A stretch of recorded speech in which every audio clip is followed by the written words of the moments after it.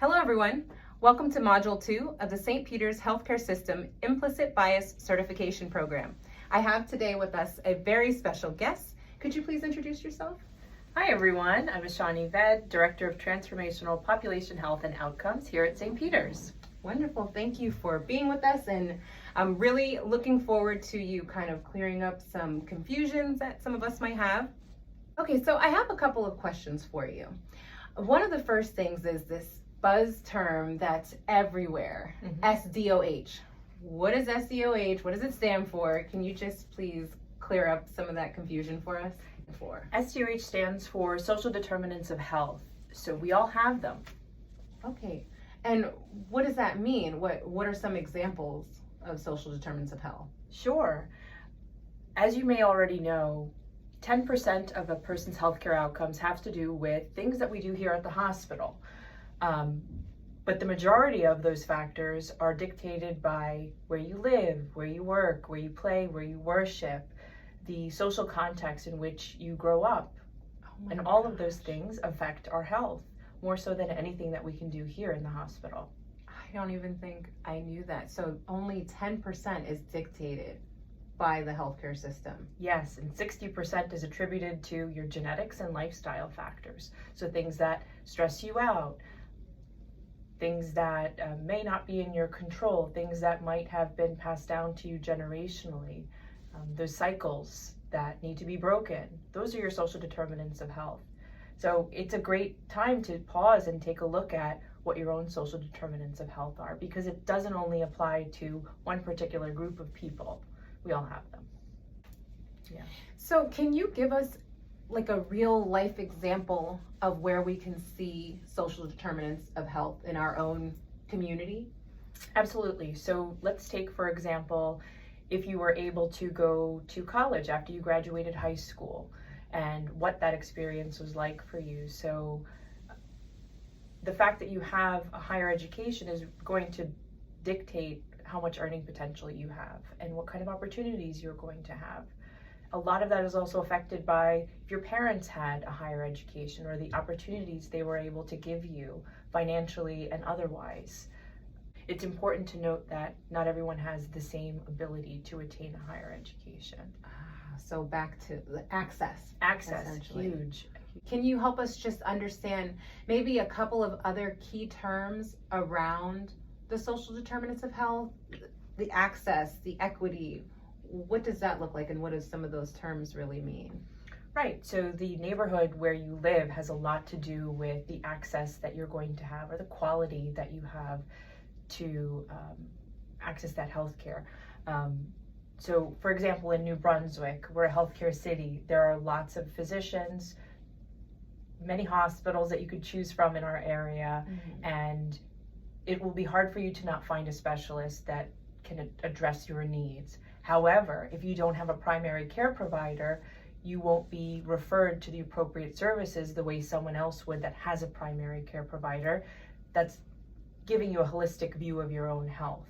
So you might miss out on things like screenings, and we know that certain ethnic groups don't get screened as much as other ethnic groups, or certain folks with a certain income will not, purely for a financial reason. So if you need to take a day off of work to go to your physician's appointment, for some folks that have paid time off, that's non-issue. We might never even think about that.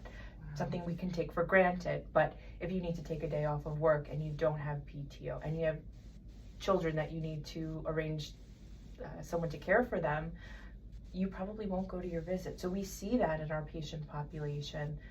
And if you don't have a car, you're not going to be able to necessarily pay for an Uber or a taxi to come to your visit. That could be anywhere in the $40, $50 range round trip. So we're trying our best to offset those costs that we know exist in our community, and make it easier for you to make it to your appointments. That's excellent. So that actually goes right into my next question. How are you addressing, or how can we address these social determinants of health?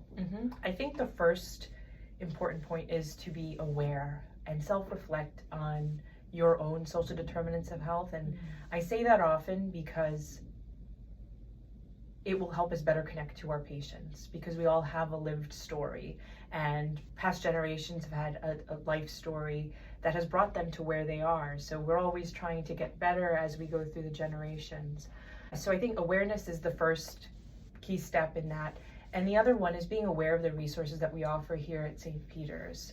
One of those this year has been our push to make transportation accessible to our patients. So we've advocated with Middlesex County about the need for increased microtransit routes, which is our vans that you might have seen that have changed during COVID. So the transportation patterns have changed. So we're aware of that. How close are those drop-off locations to our hospital? And due to a generous grant from LISC and Uber, we have been able to give patients rides that have a true financial need through that grant funding. But prior to that, and once that grant expires, we will continue to pay for those rides for patients, because we know how important it is for them to come in here.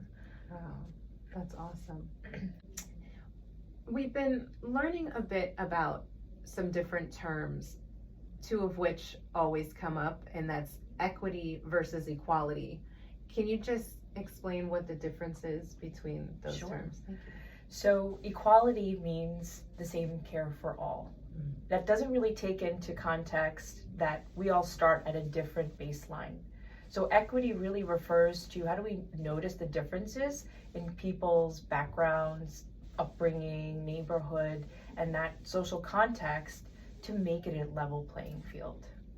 Wow, so you know what? I'd like to just put up one of the pictures that comes to mind when I think of healthcare equity, and I think you just explained it so perfectly in a way that we can just better understanding. So thank you so much for meeting with me today, and I feel like even as someone who, I talk about these things all the time, it's nice to have someone break down some of these terms in a way that is equitable, or for everyone, you know, to have a better understanding and see how we can play a part in moving the needle ahead.